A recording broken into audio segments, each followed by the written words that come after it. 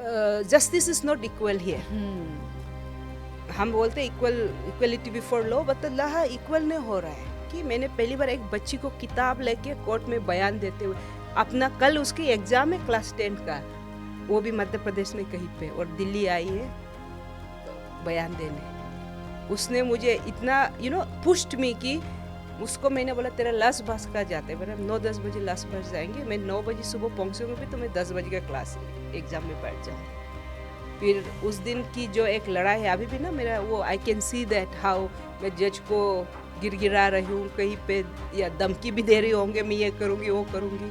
फिर जज ने माना, उसके बयान उस दिन कंप्लीट हुआ। वो हिम्मत को आप कहाँ से लाओगे आप बताओ।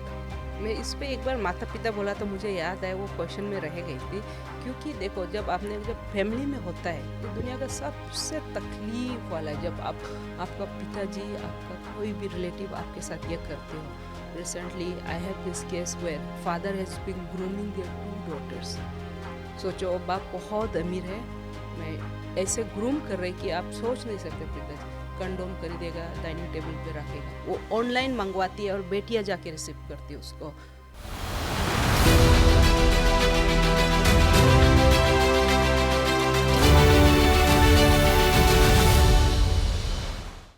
नमस्कार, डायलॉग्स के सामाजिक विमर्श कार्यक्रम में आपका स्वागत है। मैं आपके साथ हूँ प्रीता हरित। आज स्टूडियो में हमारे साथ जुड़ी हैं लिए नोशी जी। लिए नोशी एक वकील हैं और सामाजिक न्याय की पैरोकार और वंचित समुदायों की मजबूत आवाज़ हैं।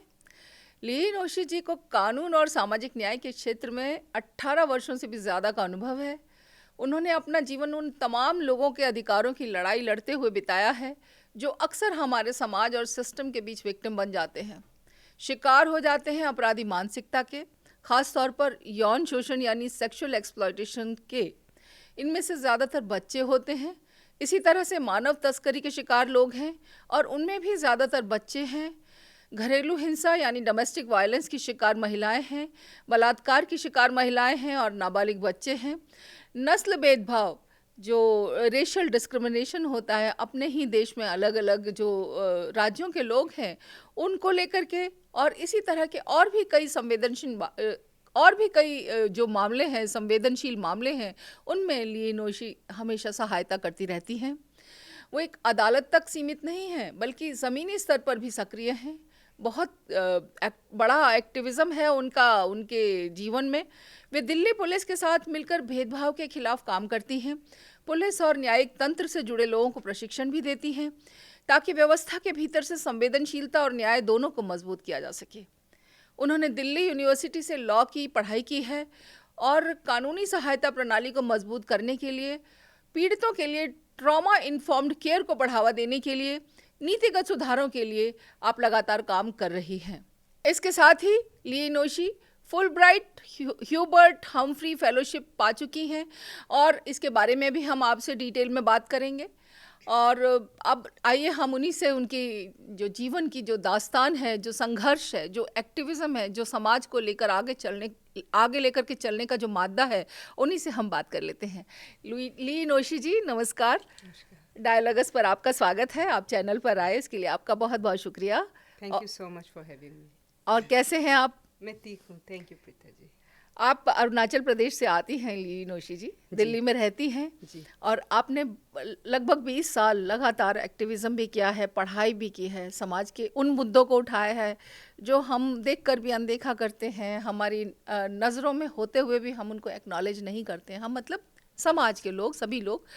तो ये आपकी शुरुआत कैसे हुई? आपकी इतनी जो अंदर से जो एक इच्छा होती है कि मैं इन मुद्दों को उठाऊं जिन पर कोई बात नहीं कर रहा है, तो कैसे आपकी लाइफ में कैसे शुरुआत कैसे हुई ये सब की? ओके ये तो एक कहीं तो मेरा ना बहुत अनकॉन्शियस माइंड में बचपन से शायद था, लेकिन इस बात को जब मैंने लॉ किया मैं ग्रेजुएशन के बाद मैंने लॉ करने की सोची। जब लॉ किया तब मुझे एक धीरे धीरे एक महसूस हुआ, जब हम करते हैं एक्सेस टू जस्टिस की बात करते हैं तो हम पीड़ितों को हमेशा इसलिए आप देखते होंगे, आप सुनते होंगे सरकार बनाम ये एक्यूज़ का नाम ले लेते, लेकिन विक्टिम, लेकिन एक केस शुरू भी होता है एक विक्टिम के कारण, कुछ गलत होता है किसी के साथ तब केस होता है। हमारे पूरे नया जुडिशल सिस्टम में, लीगल सिस्टम में वो एक जस्ट विटनेस बन के रह जाती है। इसीलिए अगर देखा जाए तो हम उसका पार्ट नहीं होते विक्टिम, ओनली आप एक एविडेंस देना देते। लेकिन अभी धीरे धीरे इस चीज़ को सुप्रीम कोर्ट कानून में भी हो गया, पॉक्सो में जैसे वकील रखने का हो गया, सो है। लेकिन उसका शुरुआत होती है, मैं ट्राइबल सोसाइटी से आती हूँ, जी जहाँ अरुणाचल से आती हूँ। मैंने शायद एक वायलेंस जो होती है वो हर जगह होती है।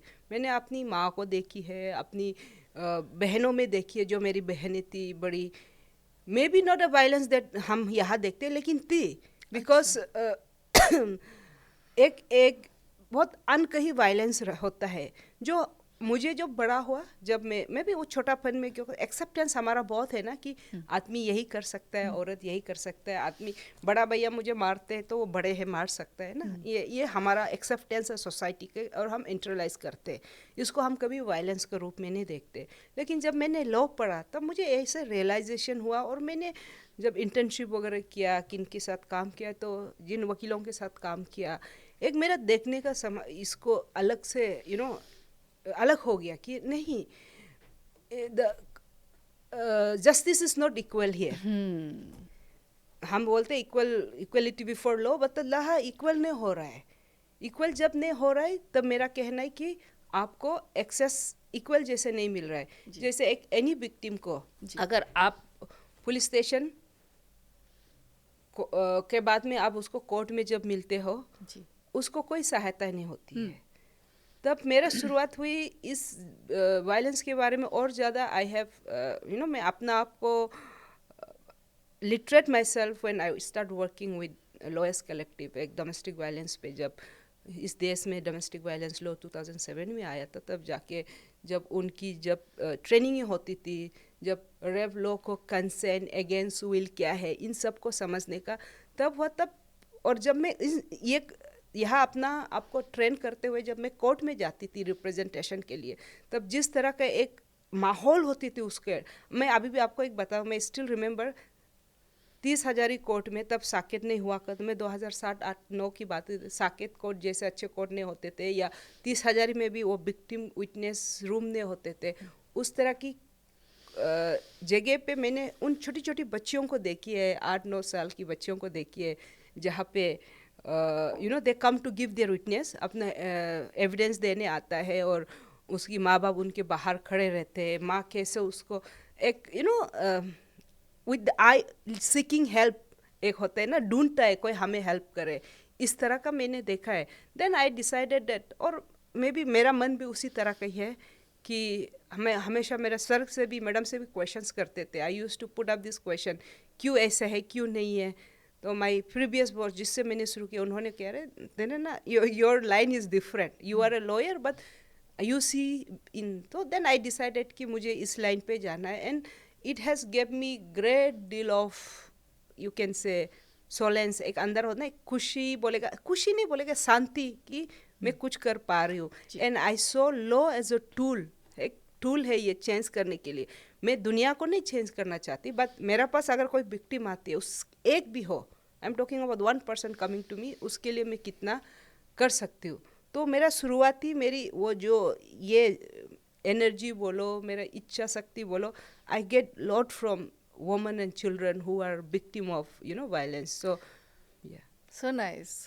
शांति मिलती है आपको। मुझे मिलती है। Law has to be equal for all, though it is equal, we are all equal before law, पर अलग हर इंसान के लिए कानून के अलग अलग पहुंच होती है, परिभाषा होती है, एप्लीकेबिलिटी होती है, यूसेज होता है, इम्पोर्टेंस होती है। अब आप इतना सीरियस आपकी सोच है, आपने अपने घर से जब शुरुआत की, आपने ओपनली अभी हम सबको बताया भी, ये बहुत बड़ी बात है, इससे आपके व्यक्तित्व का पता चलता है कि आपने अपने घर में भी अपनी मदर को देखा, किस हद तक वायलेंस की शिकार थी हमें नहीं मालूम, पर पेट्रियार्की का तो हर घर में होता ही है, कुछ तो रहा होगा। बड़ी बहनों को देखा, आपने अपने जीवन का एक रास्ता चुना उस रास्ते पर जब चलते चलते आप, मुझे लगता है, हज़ारों पीड़ितों से मिली होंगी, हज़ारों केसेस आपने हैंडल किए होंगे, पॉक्सो के केसेस हैंडल किए, डोमेस्टिक वायलेंस के केसेस हैंडल किए, रेशियल डिस्क्रिमिनेशन के केसेस हैंडल किए। मैं चाहती हूँ कि आज डायलॉगस पर हमारे दर्शकों के साथ आप अपने जीवन के कुछ ऐसे वाक़यात का खुलासा करें, कुछ ऐसे स्ट्रगल्स का खुलासा करें, जिससे कुछ उनको भी जानकारी मिले, उनकी भी एक सोच बने कि ये जो चीज़ें हैं जो समाज में छुपी चल रही हैं, जिनको हम एक एक्सेप्टेंस के साथ लेकर चलते हैं, चाहे वो बच्चों का शोषण हो या डोमेस्टिक वायलेंस या पेट्रियार्की हो, जो भी है, तो उसको कैसे हम ठीक कर सकते हैं? ज़रा हम चाहते हैं कि आज हमारे दर्शकों को आप बहुत कुछ ज्ञान दें, कुछ इस तरह से। देखो, पेट्रियार्की तो हम हर दिन जीते हैं। जी। ये इसको कैसे ठीक करेगा नहीं मालूम, लेकिन आई थिंक एजुकेशन है। एजुकेशन में जब कहती हूँ, मैं लिखना पढ़ना को नहीं कह रही हूँ, मैं एजुकेशन जब कह रही हूँ, घर में आप क्या सिखा रहे हो अपने बच्चों को, एक रेस्पेक्ट जो है। तो जब मैं अपनी घर में ये मैं लकीली 12-13 साल तक घर में थी, उसके बाद हॉस्टल में रही, लेकिन एक इम्प्रिंट, जैसे आप सबकॉन्शियस माइंड में एक इम्प्रिंट है कि ये चीज़ मैंने देखा है। तो पेट्रियार्की हमारा ट्राइबल सोसाइटी में भी इट्स नॉट दैट नहीं है, लेकिन ये हो सकता है कि हमारा वो वायलेंस अलग है। It might be no violence like जहाँ पे you do this honour killing, ये नहीं करते होंगे, लेकिन है कुछ आई एक्सेप्ट। अगर आप इसकी बात करेंगे, प्रॉपर्टी राइट्स की बात करेंगे, आज भी 2 सुप्रीम कोर्ट है सेस कि ट्राइबल वुमन को भी मिलना चाहिए, लेकिन हमारे यहाँ अभी भी, क्योंकि अगेन ट्राइबल कस्टम से चलता है, लॉ से नहीं चलता है, तो हमारा यहाँ आज भी नहीं है ये कि मैं नहीं मांग सकती अपने भाइयों से। मेरे पेरेंट्स, मेरा पापा गुजर गया है, लेकिन मैं अपने भाइयों से नहीं बोल सकती मुझे पापा का हिस्सा का एज अ डॉटर मुझे भी दे दो। मुझे सब कहते हैं मांगो, लेकिन मैं नहीं करना चाहती उस चीज़ को। मेरा उसमें ये सोच है कि मेरा अनपढ़ पापा इतना ज़मीन उनके लिए बना सकता है, तो मैं तो पढ़ी लिखी हूँ ना, बहुत अच्छे। मुझे उससे ज़्यादा बड़ा नहीं चाहिए। दूसरा, आप कहते हैं कि यह कहाँ से मैं हर दिन, मैं आपको एक बात बता रही थी। मैं 1 मिनट आपसे पूछना चाहूँगी। पहली बात पर आपने कहा कि मैं अपने भाइयों से मांग नहीं सकती अपनी जो नहीं, मैं मांगना नहीं चाहती, मैं भी मांगना नहीं हाँ, चाहती, हाँ, पिता की जो संपत्ति में हिस्सा नहीं मांगना चाहती। आप एक लॉयर हैं, बड़ी लॉयर हैं, आपका बहुत बहुत अच्छी सोच है, जैसा कि हम जान रहे हैं। यदि आप भी ये कहेंगे कि मैं उनसे नहीं मांग सकती या मांगना नहीं चाहती, तो पिता की संपत्ति में आप भाइयों से मांगेगी, या पिता की संपत्ति तो जैसा कि कानून है सबके बराबर लागू है, वो तो सबको मिल सकती बराबर है, होना भाई चाहिए। को भी, बहन को भी, बेटे को भी, बेटी को भी। तो ऐसा क्यों होता है कि बेटी उसे बेटों से मांगे, हाँ। या बहन जो है अपने भाइयों से कहे कि मुझे मेरे पिता की संपत्ति दे दो? यहाँ पे पेट्रियार्की लागू होती है, मुझे लगता वो है। मेरा भी देखो, मैं हाँ। मैं अपना कह रही हूँ, मेरा भी वो पेट्रियार्की थिंकिंग है, तो मैं हाँ। मुझे ही बोल रहे लड़कियों ने, मैं सोचती हूँ कि एज अ पर्सन हाँ। मैं अपने आप को देख रही हूँ, क्या ये दर्द मैं चाहती हूँ अपने लिए? वही तो मैं वो दर्द चाहती हूँ कि मैं अपने भाइयों से लड़ूं, उस एक ज़मीन की मैं खरीद लूँगी, क्योंकि ऑनेस्टली फॉर मी जो मांगने वाला है वो इनकेपेसिटी लोगों का काम है। जो खुद के लिए नहीं बना सकता वो मांगता है, मैं अपने लिए बना सकती हूँ। वो सोच आपकी अच्छी है। हाँ, मैं ये सोच पर भी आऊंगी। मैं वो बात कह रही हूँ कि जो संपत्ति में सबका बराबर का हक है, हाँ। तो ऐसा क्यों होता है कि बेटी अपने भाइयों से कहे कि मुझे मेरे पिता की संपत्ति दे दो? क्यों मांगने की जरूरत ही क्यों पड़ती है? वही तो उसमें कह रही तो हूँ ना, सबका बराबर का हक है, मैं राइट इज राइट। वो चीज़ अभी तक नहीं है ना अभी, हाँ। क्योंकि मैं यही कह रही हूँ, जब प्रॉपर्टी आता है, ये भी एक पावर की बात है ना। हाँ। किसके पास पावर है? हाँ। प्रॉपर्टी को अभी मेरा पिताजी का ही बात मैं करूँ तो मैं किसी और को नहीं, आई कैन से मेरे से 2 छोटी बहनें हैं। हम लोगों ने जिस तरह अपनी पापा को पिछले 10-15 साल में पाला है, मतलब देखा है। मेरी छोटी बहन तो नौकरी छोड़ के 1 साल, अभी मेरा पापा रिसेंटली गुजर गया है, 1 साल भी नहीं हुआ है, नौकरी छोड़ के उसने बोला है मुझे नहीं चाहिए सरकारी नौकरी को, बोला मुझे आपकी सैलरी नहीं चाहिए।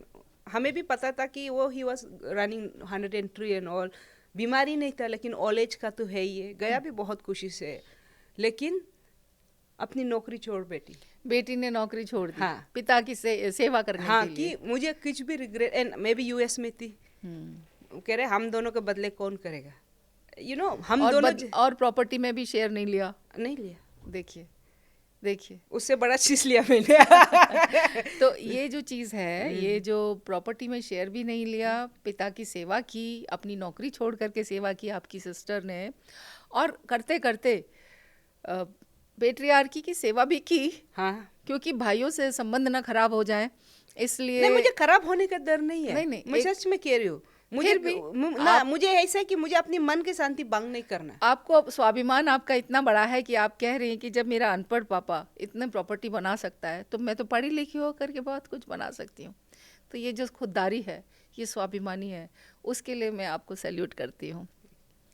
और पेट्रियार्की की सेवा भी आप कर रही हैं, एक बैलेंस लेके चल रही हैं। देखिए, हमें जो समझ में आ रहा है आपसे बात करके कि आप एक्टिविज्म तो कर रही हैं, जिनको न्याय की ज़रूरत है, जिनकी आवाज़ उठाने की ज़रूरत है, उनके लिए आवाज़ तो उठा रही हैं, लेकिन अपनी पर्सनल लाइफ में आप पेट्रियार्की को बैलेंस लेके चल रही हैं कि भाइयों के साथ संबंध भी ना खराब हो जाए, उनकी प्रॉपर्टी उन्हीं को रहे, अपनी भी उनको दे दी आपने, आपकी सिस्टर ने।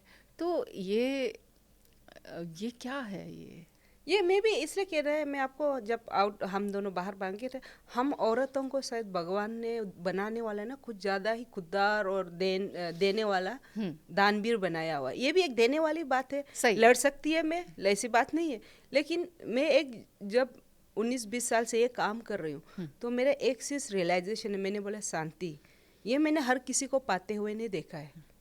मैं आज के दिन में ऊपर वाले से honestly I am very grateful universe को, जो भी भगवान है, अल्लाह, ईश्वर, राम, शिव, सबसे थैंक यू हूँ कि मैं जहाँ से आती हूँ आज का दिन में इस स्टूडियो में बैठने का एक जो शक्ति दिया है, प्रेरित किया है किसी भी तरह, मुझे किसी पेट्रियार्की ने नहीं किया है। So nice. ये मेरा हिम्मत है, और मेरा ये किस्मत और मेरा ये हिम्मत कोई नहीं लेके जाएगा। तो क्या मैं एक आइडिया ऑफ जो पेट्रियार्की चला रहे, मैं सपोर्ट नहीं करूँगी। मेरी कोई बहन बोलेगा मुझे चाहिए, मैं उसके लिए लड़ूंगी, लेकिन मैं खुद के लिए पर्सनल लाइफ में मैं जितना देखी हूँ 18-19-20 साल में तकलीफ को, इस तरह की लड़ाई से मैं खुद के लिए नहीं चाहती ऑनेस्टली। तो जब मैं इन केसेस को देखती हूँ, मैं एज अ लॉयर मैं कह रही हूँ, किसी को कोर्ट नहीं जाना चाहिए, किसी को कभी हॉस्पिटल नहीं जाना चाहिए।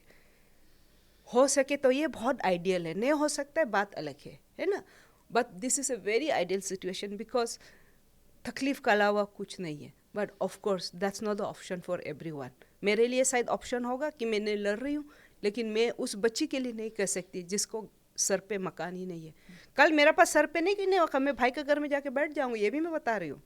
भाई मेरा बाप की ज़मीन है, मेरा बाप का घर है, मैं आके बैठ रही हूँ, ये मैं करूँगी। कल को अगर मुझे ऐसा ज़रूरत पड़े तो ऐसा नहीं कि आज का दिन मैं नहीं मांग रही तो कल मैं ज़रूरत, मुझे नहीं लगता मेरा भाई ऐसा भी होगा कि मत आओ, ये भी नहीं बोल सकता मेरा, जितना मुझे विश्वास है। लेकिन आज का दिन मैं कह रही हूँ, आज मुझे पूछे तो, आज मुझे ये भी आप पूछे, मेरी लाइफ में somewhere I am very satisfied, content, because मैं बहुत छोटी उम्र में माँ बन गई थी। मेरी भतीजी, मेरे दीदी की, जो मैं कहती हूँ माई दीदी अनवेड चाइल्ड, एक as a young 16-17 year old, जब उसको प्यार हुआ, एक बच्ची हुआ, तो उसको मैंने पाला है एज ए वेरी यंग। मैं खुद, मेरा तो मेंस्ट्रुएशन भी नहीं हुआ था जब मैं पहली बार माँ बनी, उसके लिए मतलब आपने अडॉप्ट कर लिया उनको? एडॉप्ट बोला, पोस्टर बोलो, वो तो आज भी मुझे माँ ही कहती है। तो मैं बहुत यंग उम्र में ना बिना सोचे समझे आई बिकम ए मदर।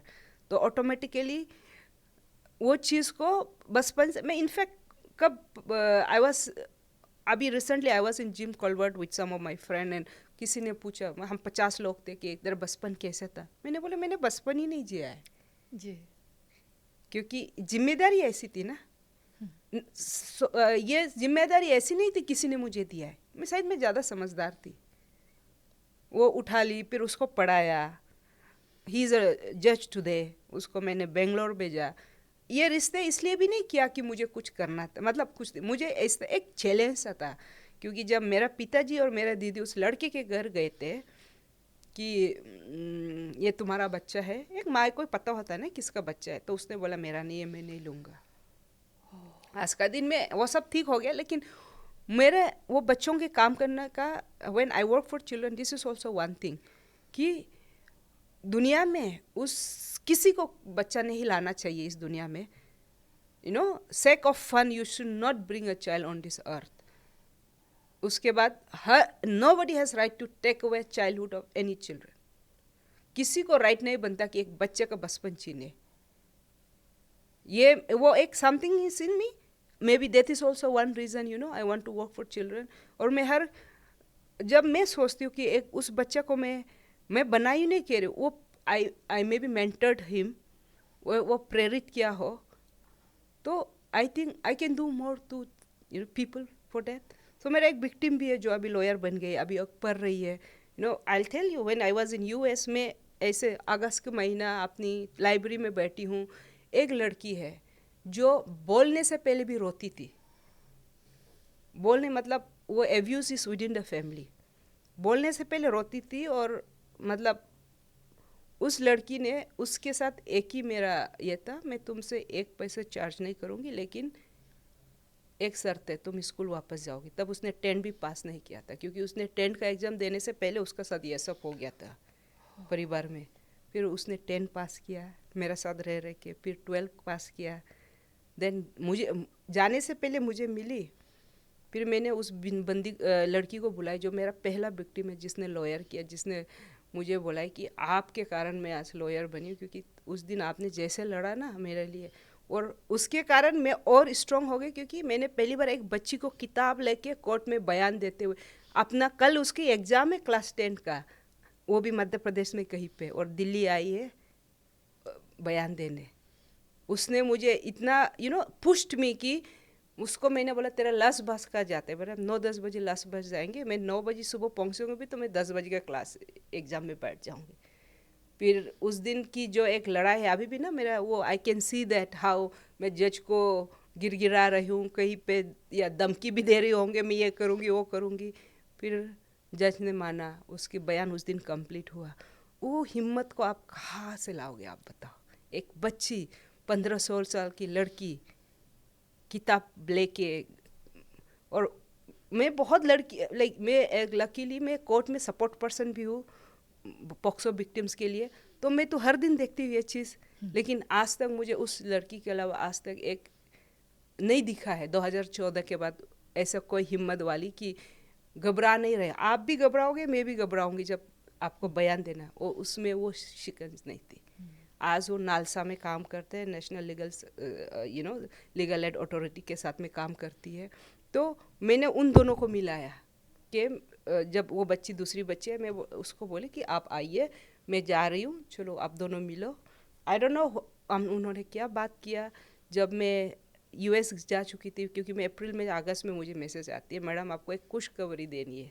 मेरा व्हाट्सएप में क्या हो गया बोले थे, मैंने लॉ में एडमिशन ले लिया. मेरा तो पूरी लाइब्रेरी में बैठ के आँख से ऐसे आंसू. उस लड़की को मैं दुनिया के लिए, मैं तो उसको टीचर बन, नर्सरी में पढ़ाई कर, मतलब मेरे ऐसा थी, क्योंकि जिस तरह की वो नरम बच्चा है, यू कैन से the softness in her, the beauty of her, politeness in her. But if I can, मैं अपनी बच्चे के लिए नहीं बोल रही, लेकिन अगर 2 विक्टिम को भी ऐसा सोचने में बाकी लोग भी है, तो वो that's where I get my courage from. जब हम ह्यूमन ट्रैफिकिंग की विक्टिम्स देखते हैं, हम लोग हमेशा इसको नज़रअंदाज करते हैं. किसी के घर में बच्चे ऐसे, मैं कह रही हूँ हम भी रखते हैं हमारा घर में, क्योंकि फिर हम पढ़ाते भी हैं, ऐसे भी नहीं, क्योंकि हमारे ट्राइबल कल्चर में है ही है, नौकर सिस्टम तो नहीं है. जो घर में रहेंगे अपना जैसे रहो, घर का काम भी करो, पढ़ाई भी करो, सब कुछ करो. हमारा यहाँ ऐसे भेदभाव नहीं है. और आज यहाँ डाइनिंग टेबल सिस्टम है, हमारे यहाँ डाइनिंग टेबल सिस्टम नहीं. आज भी हम सब चूल्हे के आगे बैठ के खाना खाते हैं. तो बड़े छोटे नौकर मालिक वाला सिस्टम ट्राइबल में बहुत जगह अभी तक नहीं है. अभी अमीरों की हो गए होंगे, क्लास वालों की, बट एज ए नॉर्मल जो अगर गांव में कहेंगे, आज भी आप भी मेरा घर आओ, आप भी हम भी सब एक साथ ज़मीन पे बैठ के खाएंगे. वहाँ भी ये नहीं है कि कोई आगे जाएंगे पीछे, खाते खाते आपको परसोंगे, परसने वाला भी और पास करते हुए, ये हमारा यूजुअली ट्राई. तो हमारा घर में जैसे कि मेरा एक ब्रदर है, मेरा पिताजी ने उनको एडॉप्ट किया है, बट हमसे पहले भी, जबकि उनका 5-6 बच्चे हो सके फिर भी उन्होंने एडॉप्ट किया है. आज का दिन में भी हम लोग उसको गिनती में वो अलग नहीं गिनते. तो वो सिस्टम है हमारे ट्राइबल में, वो है. तो मैं ये क्या, मेरा क्या कहना है कि ऐसे में हम लोगों का यहाँ भेदभाव उस तरीके से बहुत कम है। रिलीजन को लेके मे बी अभी थोड़ा सा सिपिंग हो रहे, मे बी द माहौल ही ऐसे है ना, हवा पानी गंदा हो तो कुछ तो गंदा होगा, तो इस तरह का माहौल तो है। लेकिन मैंने एज अ चाइल्ड मैंने ये नहीं देखा है रिलीजन के नाम पे, क्लास का नाम पे। हमारा क्लास होता है, कास्ट नहीं होता है। क्लास पैसे वाला क्लास और नहीं वाला क्लास। लेकिन मैं एक बार और बता दूँ, हमारे ट्राइबल में स्पेशली अरुणाचल में गरीब का डेफिनेशन प्रॉपर्टी का आप देखेंगे, यूनाइटेड नेशन या वर्ल्ड बैंक के हिसाब से उनका पास, जिसका पास कुछ नहीं है वो गरीब है। हमारा अरुणाचल में तो सबके पास एक घर होगा, एक पट्टा होगा ज़मीन जिसमें आप किचन गार्डन कर होगा। तो हमारे यहाँ गरीबी ऐसा सच नहीं है। हमारा का गरीबी है पैसे का गरीबी, कागज की पैसे है ना। अदरवाइज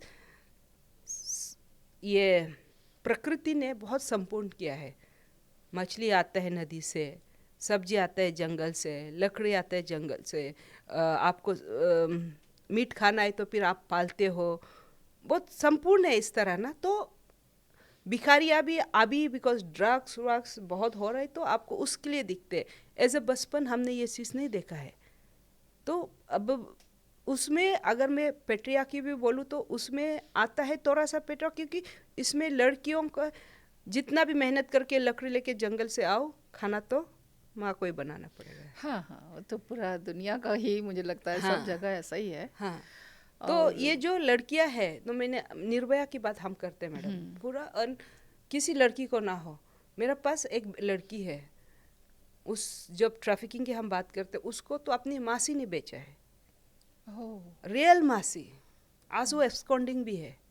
आज तक हम उनको नहीं किया, मुझे तो लगता है वो शकल वकल बदल के घूम रही होगी।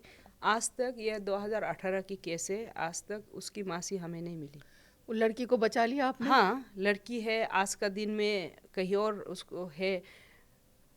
मैं नहीं बचाऊंगी, मैंने बचा लिया। उसने खुद को बचाया 16 साल की उम्र में। उसको 12 साल की उम्र से प्रोस्टिट्यूशन में डाला हुआ था उसकी मासी ने। सोचो, उसके साथ पेट्रोल, मिर्ची, करंट, एनीथिंग। मैं इसलिए कह रहे हैं ना, निर्भया तो लोग मर गया इसलिए शायद उसके साथ जो हुआ नहीं होना चाहिए। ऐसे जिंदा भी है, जिंदा निर्भया भी है आज तक। आज का दिन में उसके लिए वो मुश्किल देखो जहाँ उसका फैमिली उसको शक कर रहा है कि तुझ, क्योंकि मौसी ने बोल दिया ना, क्योंकि वो बड़ी है, ये लड़की गंदी है, दिल्ली में गलत काम कर रही है। वो घर वालों ने भरोसा कर लिया, घर वाले एक्सेप्ट नहीं किया। जब 16 साल में यहाँ से रेस्क्यू करने के बाद में वो अपनी घर गई थी, दिल्ली से नहीं है, उधर से उसको एक्सेप्ट नहीं घर वालों ने। मौसी को माना, मौसी की बात को मान माना, लिया। हाँ, क्योंकि वो बड़ी है ना, बड़ी है। ये समाज हमारे ऐसे ही है। तो आप बोलो, हम जब बोलते हैं कि आप बोलते नहीं है, ये तो बहुत बड़ी बात है। हमारे पास एविडेंस है। उनकी बोलो जिनमें हमें, जो हाँ सिर्फ बाप रोज छू रहा होगा, जहाँ कोई चाचा रोज कुछ कर रहा होगा, जिसमें फिजिकल विजिबिलिटी नहीं है किसी मार्क की, और जहाँ पे मतलब हमारे पास एविडेंस नहीं है उसकी जुबान के अलावा। तो हम इसीलिए तो कौन आएगा सामने, ये भी बहुत है। और इसमें भी मैं बहुत सुनती हूँ लोगों की कि बहुत सारा फॉल्स केसेस है, फॉल्स केसेस। अच्छा, ऐसा कौन सा कानून है इस देश में जहाँ फॉल्स केसेस नहीं है? इसलिए तो कोर्ट रखा है ना। नहीं, कोर्ट अगर फॉल्स केस है तो पूरी तरह फॉल्स तो हो ही नहीं सकता। नहीं, मैं कह रही हूँ चलो मान भी लो इन पर्सन के लिए, आप क्या, it is only because this cases are gender law. 420 का कितना फॉल्स केसेस है? NCRB डाटा निकाल के रखे, factually also I am saying, आप थोड़ा सा नाप तोल करें। बाकी कितना इलेक्शन लॉ में कितना एक दूसरों को आप ये करते हो, 720 लाइक चीटिंग का कितना सारा है, बाकी फ्रॉड का कितना सारा, बहुत तो आप करते हो, फिर भली करते हो। लेकिन आप बात किसी की करोगे? रेप केसेस की बात आप क्या करोगे? ह्यूमन ट्रैफिकिंग नहीं है, कैसे नहीं है? आप चाइल्ड ह्यूमन ट्रैफिकिंग को आप कैसे देखते हो? आप ये देखते हो कि कोई आपको ज़बरदस्ती लेके जा रहे हैं? नहीं, आज तो बहुत एडवांस हो गए। मेरे पास बिहार की एक लड़की है मैडम, उसके साथ तो ये हुआ है, एक लड़का दिल्ली से गया है दावत खाने, शादी का किसी का, उसमें उसको एक चुलबुली सी मासूम सी लड़की मिल गई। 2 दिन में शादी में बात हो गई, दोस्ती हो गई। उस बंदे ने उसको फ़ोन खरीद के दिया। अच्छा, देखो आप कितना, how you think about it, कि आप कहीं भी जा रहे हो, आप एक मोटिव से जा रहे हो। उसको फ़ोन खरीद के बाद में फिर उसकी कोई रिश्तेदार थी उसी में, उससे वो पैसा भिजवाया, उसको 3-4 महीने ऐसे किया ना, मैं तुमसे प्यार करती हूँ। ओह, वो उसको लेके भी नहीं आया, फ़ोन से उसको सिखाया, टिकट भेजा उसको, बस फ़ोन से सिखाया, अपना घर से यहाँ से ऑटो लेके यहाँ जाओ, उधर से रेलवे स्टेशन जाओ, आपको मैं दिल्ली स्टेशन मिलूँगी। और लड़की तो 15-16 साल की लड़की है। जब आपको नई चीज़ मिलती है ना, आपको खाने को रोज़ 50 रुपया भी मिल जाए, किसको नहीं प्यार हो जाएगा। मुझे दो रोज़ 50,000, कोई मुझे भी प्यार हो जाएगा उस आदमी से। एक बात कह रही हूँ, अब यूएस चली गई थी यार, कोई बंदा मुझे प्यार कर रहा है, मैं तुझे रोज़ 50,000 डाल रही हूँ या महीने में दे रही हूँ, मुझे तो ऐसे लगेगा ना ये मुझे प्यार करती है। वो तो तब तक है ना जब तक मैं उसका ना बात मानूँ। यहाँ आती है, फिर उसको बेच, कमला नगर इधर जीबी रोड में बेचने की कोशिश करते हैं। लेकिन कभी बोलते हैं ना, जिनका कोई नहीं ऊपर वाला। हाँ। तो ये गधे थे जिसने किया, उन्होंने जीबी रोड कहीं गए होंगे तो उसमें सारा पुलिस का नंबर लिखा हुआ है कि आपको कोई प्रॉब्लम है तो हमें कॉल करो। लेकिन जिससे उन्होंने नंबर लगाया उधर में वो मिट गया होगा ना, आपको प्रॉब्लम हो तो हमें कॉल करो। तो उन्होंने सिर्फ नंबर उठाया, उसने लिखा होगा कोटे में बच्चे भेजना है तो यहाँ फ़ोन करो।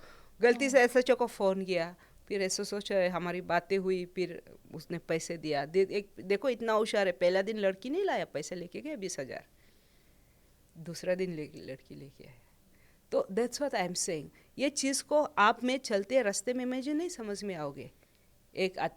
और लड़की भी कभी नहीं बोलेगा चलते रास्ते पे कि मैं उसको नहीं जानती, बिकॉज उसकी वही एक सहारा है।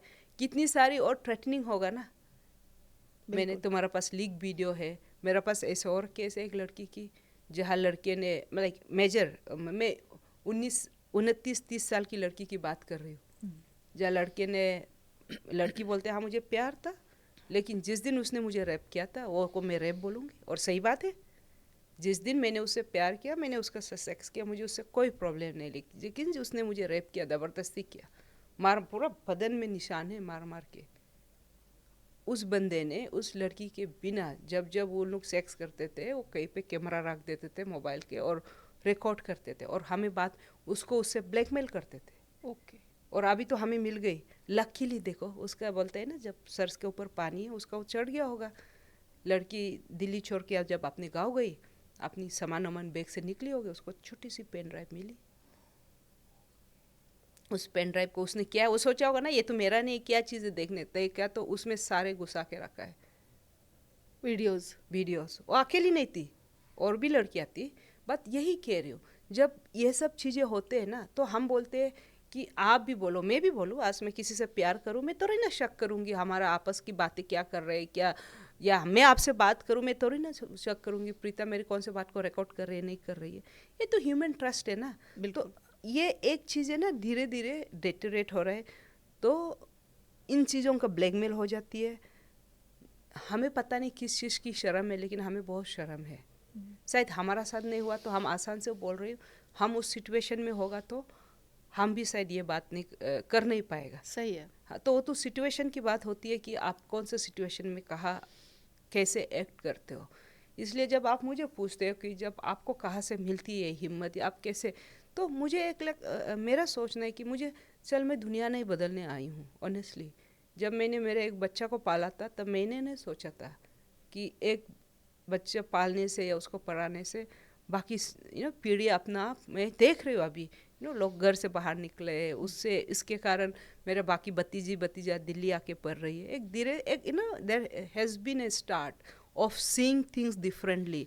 तो जब ये दोनों बच्चे जब ऐसे लोग करते हैं, या जब कोई लोग बोलते लाइक केसेस के कारण, मैम उसके बाद आज तक मैं मार नहीं खाई हूँ। एक लड़की लेडी है जिसकी 3 बच्चियाँ हैं, सोचो 22, 12, 13 साल तक मार खाई है। उसके बाद वो कहता है कि उस दिन के बाद मैं मार नहीं खाई हूँ। उससे बड़ा शांति क्या है। मैं आई सी लाइफ इन दैट वे। मेरा बहुत honestly personally speaking, if I don't wake up tomorrow, I am a happy woman, I am a happy person.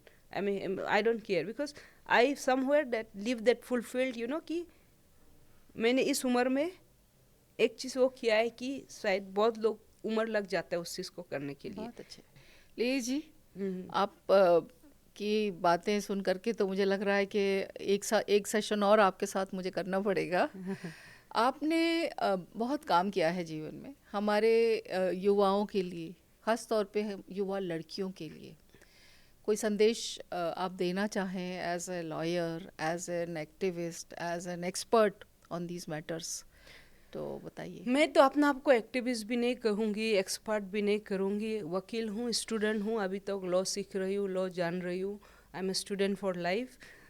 लेकिन मेरा एक्सपीरियंस है, मैं यही कहूँगी कि चूज़ योर सेल्फ फर्स्ट। हर लड़की को, हर इंसान को मैं कहूँगी, अपना आपको पहले चूज़ करो। मुझे क्या पसंद है वो पहला जानो, इंस्टेड ऑफ किसी को कैसे खुश रखना है। इक्विप योर सेल्फ, बिकॉज मैं जहाँ से फिर से आती हूँ, मैं बोलती हूँ, मैं जंगल से आई थी, आज रास्ते हैं। मैं जब आई थी, New York was very close to me then going to Arunachal Pradesh. New York में 16-17 घंटा में पहुँच गया। मैं अरुणाचल 20 घंटे में भी नहीं पहुँचती थी। अगर from there if I can make here, it is only your determination. आपको सोच करना पड़ेगा लाइफ में आपको क्या चाहिए। लेकिन again this will not apply to everyone, because एक का माइंडसेट होता है, आपका अपब्रिंगिंग होता है, आपको कैसे बड़ा किया जाना, आत्मविश्वास, कॉन्फिडेंस बहुत बड़ा चीज़ है। तो for me is that any body I am ready to mentor. कोई इस तरह से ज़िंदगी में कुछ at least looking forward, to come out of somewhere. So I am ready to mentor. I am doing some mentorship also. ये भी एक मेरा, अभी मैंने जब यूएस से वापस रिटर्न किया है, so I decided not to join organization. ऐसे किसी की नौकरी नहीं करनी है, तो अपना करनी है, तो अपनी तरीके से करनी है। क्योंकि जब आप एक संस्था के साथ काम करते हो तो संस्था के डूज एंड डोंट्स होते हैं, Yes. उसमें आप कुछ चीज़ें नहीं घुसा सकते। लेकिन मुझे लगता है एक इंसान को जब when you have to deal with children or people, कुछ you have to come out of that scheme जो आप बनाते हो, सिस्टम बनाते हो, उस तरह की। तो मैं उनको यही मैसेज मैं दूंगी कि self dependent is very important. पढ़ाई करना बहुत ज़रूरी है, चाहे वो मैं हूँ, आप हो, सीखते रहो। एंड ऑफ कोर्स गलती करेगा, जल्दी निकलना सीखो इससे उसमें डूबते मत रहो कि शर्म एक सपोर्ट सिस्टम होना चाहिए। हाँ, अपने आसपास एक सपोर्ट सिस्टम बनाए। बिल्कुल अपना सपोर्ट सिस्टम हाँ, लो। तो एक ऐसा दोस्त बनाओ हाँ, जिसको बोलेगा। और मैं यही कहूँगी दोस्त हु आर सपोर्टिंग उनके लिए कि कभी जज मत करना। मेरा सिचुएशन क्या है, you have never been in my shoe, तो यू शुड नॉट जज। I am never been in their shoe. हम सब एक जैसा नहीं है। शायद हम पढ़े लिखे लोग चाहे किसी को भी बोल सकते जा मुझे नहीं चाहिए, लेकिन शायद हर कोई औरत नहीं बोल सकता है, क्योंकि ये भी मैं जानती हूँ। सही कह रहे हैं। हर कोई नहीं बोल सकता है कि मुझे नहीं चाहिए, क्योंकि किसी को सिखाया गया है कि बचपन बाप का सहरा, सपोर्ट, फिर शादी करके तोरा बड़ा होगा भाई, फिर बेटा, फिर पति, फिर बेटा, और ओल्ड एज में बेटा। वही तो कह रहे तो हमें हमेशा जो है पिता, पति, भाई, इन बेटे, उनकी इनकी मेल की सहारा हमें मेल के सहारे से रहो। So to come out of that, जो आपने मुझे कहा कैसे बदलेगा, आपने पूछा था मुझे बिगिनिंग में, हाउ डू, शायद हमें पहले उधर से होना पड़ेगा। हमें उनकी सपोर्ट चाहिए, लेकिन ऐसा नहीं सपोर्ट चाहिए कि उसके लिए हमको दबना पड़े। हमें चाहिए जैसे कि again I am saying, my brother की मुझे कल सपोर्ट होगा, मैं ज़रूर जाऊंगी मांगने। बहुत अच्छा। आज नहीं है, कोई बात नहीं है। So my message is that no, don't go to that level where you have to kill yourself. सही बात है, सही बात है। ली जी, आज आपसे बहुत सारी बातें जानने को, समझने को मिली। मुझे उम्मीद है कि हमारे दर्शकों ने भी ये चीज़ महसूस की होगी कि घर से ही यदि सपोर्ट सिस्टम अच्छा हो, माता पिता से प्यार मिले और अच्छी पढ़ाई हो, तो एक अच्छा, बहुत अच्छा समाज हम बना सकते हैं। मैं इस पे एक बार माता पिता बोला तो मुझे याद आया, वो क्वेश्चन में रह गई थी। क्योंकि देखो जब फैमिली में होता है, ये दुनिया का सबसे तकलीफ वाला है, जब आपका पिताजी, आपका कोई भी रिलेटिव आपके साथ ये करते हो। Recently I have this case where father has been grooming their 2 daughters। सोचो बाप बहुत अमीर है, मैं ऐसे ग्रूम कर रहे कि आप सोच नहीं सकते। पिताजी कंडोम खरीदेगा, डाइनिंग टेबल पे रखेगा, वो ऑनलाइन मंगवाती है और बेटियां जाके रिसीव करती है उसको। ब्रेस्ट एनहेंसमेंट क्रीम खरीदेगा और रखेगा, और उनको 12-13 साल की बच्ची को अपने 1 बेड वाला बेड पे सुलाएगी कि वो मेरा साथ ही सोएगा। मतलब मैं कह रही हूँ ये गलत भी ना हो, ये सच, ये like I am saying if it's not, it's also not right. आप उसको गलत नहीं बोलेगा, बाप अपने बेटी के साथ सो रहे, लेकिन me as in person, as a woman, I don't see the right. A father sleeping, आपके पास 2 BHK भी तो होगा, आपको वन बेड में, एक बेड में, दीवान में अपनी बेटी के साथ सोने की ज़रूरत क्या है? ऐसा है जब 3-4 साल की बच्ची है, अपना मामा लोग, मौसी लोग, बुआ फूफा लोग, दे आर सो, ये उन बच्चों के लिए मुश्किल है, बिकॉज उनको कोई ट्रस्ट नहीं करेगा अनलेस एंड अनटिल एक एविडेंस हो, बिकॉज दिस इज़ द, अभी हम लोगों को इसलिए इलेक्ट्रॉनिक एविडेंसेस इकट्ठा करना पड़ेगा। भाई बाप ने कभी ऑर्डर किया ऑनलाइन तो देखो, एक पिताजी जहाँ 16-17 साल की लड़की हो, 12-13 साल की, आप 2 बेटी है, ये ऑर्डर आप क्यों करेंगे? एक सोचने वाली बात है ना। आप अगर कर भी लिया तो हम बेटी से रिसीव माँ क्यों नहीं थी करेंगे? घर पे, हाँ, माँ नहीं थी साथ में।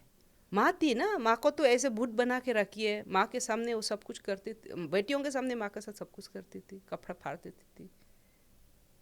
एक्सट्रीम वायलेंस का मैटर था। That's what I am saying. So ये कहा जाए अभी, मतलब कहने की कहा है, जो जिसको देखभाल करनी है वही या नुकसान कर रहा है। माँ तो बहुत जगह तो शादी बचाने के चक्कर में रहता है ना, क्योंकि वो कमा नहीं रही है। दिस इज अ बिगेस्ट, इसलिए मैं आपको कहा कि आप क्या, आदमी को सेल्फ इंडिपेंडेंट इकोनॉमिकली, यस, ये बहुत ज़रूरी है। वो माँ उस दिन इकोनॉमिकली इंडिपेंडेंट होता, मुझे लगता है वो बहुत पहले छोड़ चुका होगा। लेकिन हमारा परवरिश में ये गलती थी कि हमने हमेशा घर बसाना, घर अलग होना, घर तोड़ना नहीं है। घर बसा के रोज़ मार खाने का क्या मतलब है बताओ? लोग मुझे बोलेंगे तुम तो शादीशुदा नहीं है, तुम ये बोलेंगे नहीं, इसमें मैं अपना बहन के साथ भी, भाई के साथ भी नहीं रहूँगी जहाँ पे मुझे ये नींद, मेरा मुझे डर के सोना पड़े। बिल्कुल। जहाँ मुझे खाने से पहले मेरे हाथ से प्लेट गिर जाए, ऐसा डर मुझे, मैं तो अपने घर वाला, अपने बाप के साथ भी नहीं रहूँगी। ऑफ कोर्स ये हर किसी का टॉथ में नहीं आएगा, बिकॉज मुझे भी ये आस नहीं आया है ना। मैंने 20 साल दिया है उसको सोच को लाने के लिए। सो या तो लीजिए, कहानी आपकी बहुत मार्मिक है और आपने बहुत सारे लोगों को बचाया है, इसमें कोई शक नहीं है कि अभी फ्यूचर है, बहुत लंबा समय है, ऐसे कितने ही लोगों की आप रक्षा करेंगी, बचाएंगी, कानून के माध्यम से उनको वापस समाज में, मेन स्ट्रीम में लेकर के आएंगी।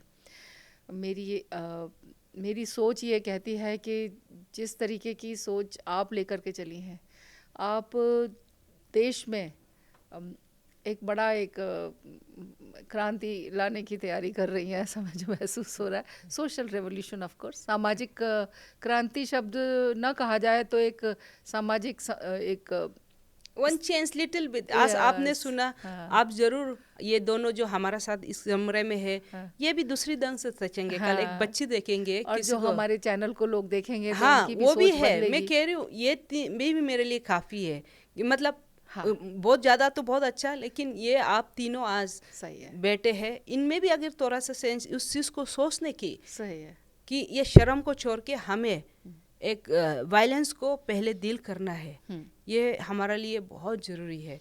बिकॉज शब्द भी क्या, हम, आपने मुझे बोला रेसिज्म के बारे में, आपने मुझे बोला, देखो मुझे पहले, अभी मुझे फर्क नहीं पड़ता, शायद मैंने अपना आपको एक शेट कर लिया ना, वो करन काट लिया। कोई मुझे चिंकी नेपाली बोलो, लेकिन वो कुछ मूड में मुझे बोलो, वो डिपेंड करेगा। कोई बोला होगा, मैं मजाक से, एक दोस्त बोला मजाक से, कोई रास्ते चलते वाला बोल रहा है, कोई मुझे गाली दे के बोल रहा है, you know, just to be little me, मुझे छोटा दिखाने के लिए, तो वट विल डिफरेंट।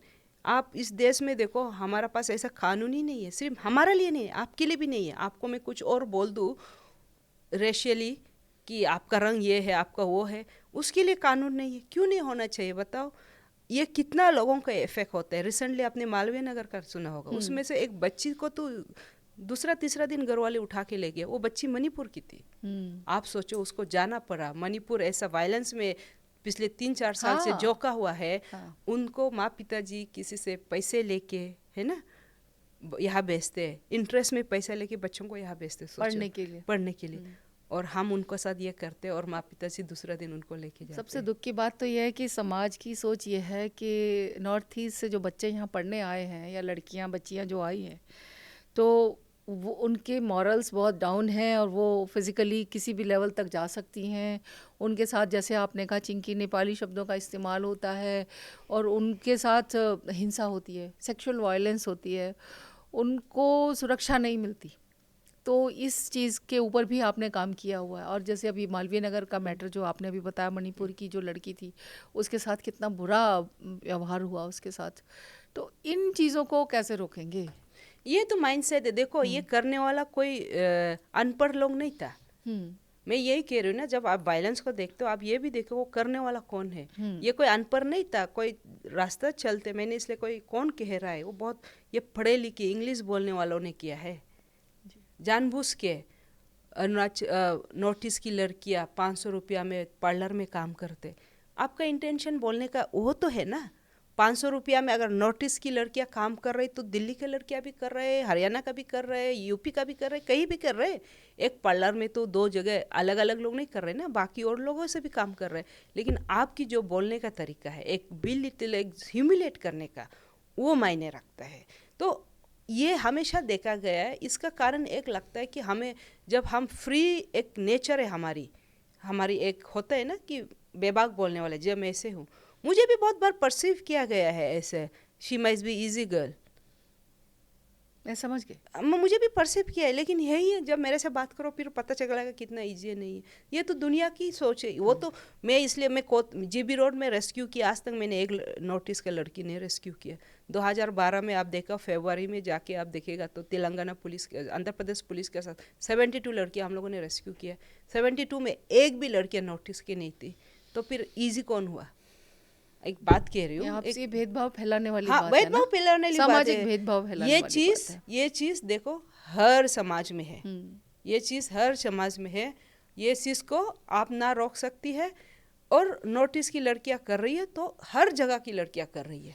नहीं, ऐसे नहीं करना चाहिए। जो मेरा कहने का मतलब यह है कि किसी को भी उसके रंग के आधार पे, उसकी नस्ल के आधार पर, उसकी कास्ट के आधार पे, उसके क्षेत्र के आधार पे कि नॉर्थ ईस्ट की है या साउथ की है, या उसके लिंग के आधार पे कि वो लड़का है या लड़की है, या अभी जैसे पिछले दिनों मैंने जेंडर के, ट्रांसजेंडर्स के इश्यूज़ को लेकर भी एक पॉडकास्ट किया था। तो इन सब के आधार पर कोई भेदभाव नहीं होना चाहिए। कानून में ये सब समान है, कानून के आगे सब समान है। देखो ये भी उन लोग, अगर देखा जाए, मुझे नहीं कहना चाहिए, लेकिन एक this is the truth of society, right. एक कहीं डिमांड है तो ये सी चीज़ें भी हो रही। कोई लड़कियां तो किसी का घर नहीं जा रहे हो ना, अपना आपकी मुझे तेरा साथ सोना है, एक बात कह रही हूँ, कोई ढूंढ के आ रहा है, या एक बिजनेस है ये, उसमें मैं I am not saying that it is wrong, मैं लेकिन उनके लिए बोल रही हूँ जो आप जैसे कह रहे हो, ये समाज को, ये किसी की कास्ट को, किसी की जहाँ से आ रहे हैं उसको लेके नहीं बोलना चाहिए। अगर आपको करते हुए कोई पकड़ा गया है, जाओ रिपोर्ट करो, कानून है उसका, आईटीपी है। आपको लग रहा है आपका जो कमरे है, जिस पार्लर की बात आप कर रहे हो, उसमें 500 रुपया में इस तरह का गलत काम हो रहा है, आप रिपोर्ट करो। क्योंकि इमोरल ट्रैफिकिंग एक्ट में वो एक ब्रोटल का अंदर आ जाता है डेफिनेशन में। आपको किसी कार में भी कोई पकड़ा गया तो कार भी ब्रोटल के डेफिनेशन में आ जाएगा जी। वो तो आप करेंगे नहीं। आपको समाज की सुधार करना है तो फिर you have to take that big step. अगर मैं आज अरुणाचल से आके यहाँ जैसे भी रह रही हूँ, this is my decision because I have chosen कि मुझे ये करके ही मेरे शांति मेरे लिए ज़्यादा इम्पोर्टेंट है देन तू। मुझे ऐसे बोला 1000 बच्चे आए कर सकेगा तो बहुत अच्छा, नहीं आई है एक बच्चे के लिए करूँगी, जिसके लिए करूँगी ढंग से करूँगी, सिंपल सी बात। तो जब ये नस्ल भेदभाव, ये मैडम सॉरी प्रीता, एक बात मैं बताऊँ, ये सिर्फ आपको ये सिस्टम में ही दिखेगा, वो तो मैं कोर्ट रूम में देखती हूँ। मुझसे भी बोला गया है बहुत बार, एक जजेस तो कोर्ट रूम के अंदर मेरा विक्टिम को बोला है कि आपकी वकील यहाँ खड़ी रहेगी तो मैं ऑर्डर पास नहीं करूँगी। मैंने बोला ये लिख के दिखाओ आप यहाँ। मैंने तो कंप्लेन भी किया हाई कोर्ट, आज तक कुछ नहीं हुआ है। लेकिन मेरा जहाँ था, अभी रिसेंटली भी मेरा साथ एक हुआ है, मैंने बोला है मेरे को दिखा दो एक बार फाइल, कह रहे तो क्यों दिखाऊंगी। मैं कहती हूँ अगर मैं नहीं होती कोई और होती तो ये करती, नहीं करते। ये भी है नस्ल भेदभाव, ये सिस्टमेटिकली है। क्योंकि बहुत लोगों को आदत नहीं ना कि हम जहाँ से आते हैं, या हम, मेरा हिंदी बोलना बहुत लोगों को कटकती है। हाँ। अब इतने अच्छे हिंदी कैसे बोल लेती हो।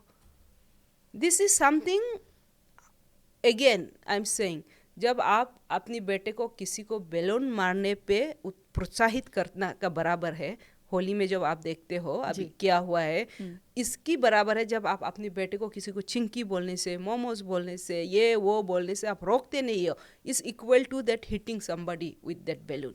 सो फिर आप धीरे धीरे ना, ये आप जब तक अपना आप को एक समाज के साथ 10 लोगों के साथ नहीं रहोगे, अब वो रियलाइजेशन नहीं होगा।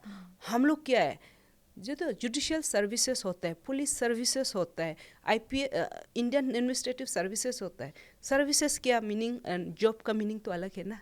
ये तो नौकरी नहीं होना चाहिए था, ठीक है, ये तो एक तरह का सेवा होना चाहिए था। सही बात लेकिन ये नहीं रहा। आप देखो सिस्टम में, अब it no more services, it is more of a job. आप किसको कितना खुश करा सकते हो, आप कितना, अपनी सिस्टम होगा अलग अलग उधर सबको, लेकिन एक नो मोर डेट कि एक समाज को किस तरह से चेंजेस लानी है, उस तरह से सोच के अगर हम काम करें एज ए ह्यूमन बीइंग, अपनी नौकरी में भी, अब मेरे को क्या ज़रूरत है समाज को चेंज, मैं गाँव जाऊँ, खेती करूँ, जिंदगी, लेकिन मुझे ऐसा लगता है भगवान और यूनिवर्स ने मुझे ब्लेस किया है उस में भी, not I am saying but with a heart of something that I can understand somebody's pain. बहुत बहुत दर्द होता है दूसरों का दर्द लेने के लिए, it sometime it take away 1 week का स्लीप, बट जब उसको एक अच्छाई होती है फिर then you say it's worth it, है ना।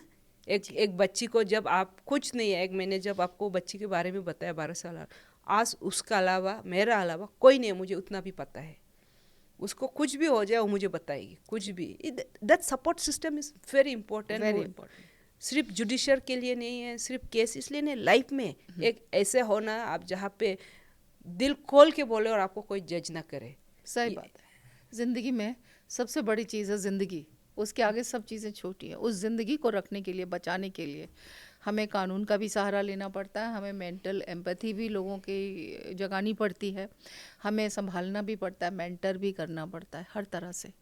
तो लिए जी, आप आए, चैनल पर आए, आपने अपना समय दिया, आपने हमारे दर्शकों को इतनी अच्छी बातें बताई जिनसे कि उनको भी अपनी ज़िंदगी में आगे कहीं पे भी, अपने जहाँ जहाँ पे भी काम करेंगे, वो कुछ लोगों को और आगे बताएंगे। तो ये भी एक तरह की सेवा ही है जो आप कर रही हैं, और डायलॉगस के माध्यम से, डायलॉगस के सामाजिक विमर्श के इस प्लेटफॉर्म से आपकी जो सेवा है वो घर घर तक पहुँचे, ऐसा मेरा मानना है। आप चैनल पे आए और आपने समय दिया, उसके लिए आपका बहुत बहुत धन्यवाद। थैंक यू सो मच मुझे बुलाने के लिए, एटलीस्ट टू कीप दिस कुछ बातें शायद से लोग पहली बार सुन रहे होंगे, नहीं तो लोग सुनते भी रहते होंगे, लेकिन समझ आ जाएगी, हाँ, सीखेंगे। एक जहाँ से मैं आती हूँ उस तरह जहाँ मैं बता पाऊँ, और किसी की ज़िंदगी में if I can make that it's one change in life that, and thank you so much for giving me this platform and opportunity. Thank you so much. Thank you. नमस्ते। नमस्ते। आपकी प्रतिक्रिया और कमेंट्स का हमें इंतज़ार रहेगा। हमसे जुड़ने के लिए और सामाजिक मुद्दों पर और एपिसोड देखने के लिए आप अभी डायलॉगस को सब्सक्राइब कीजिए, लाइक और शेयर भी कीजिए। नमस्कार।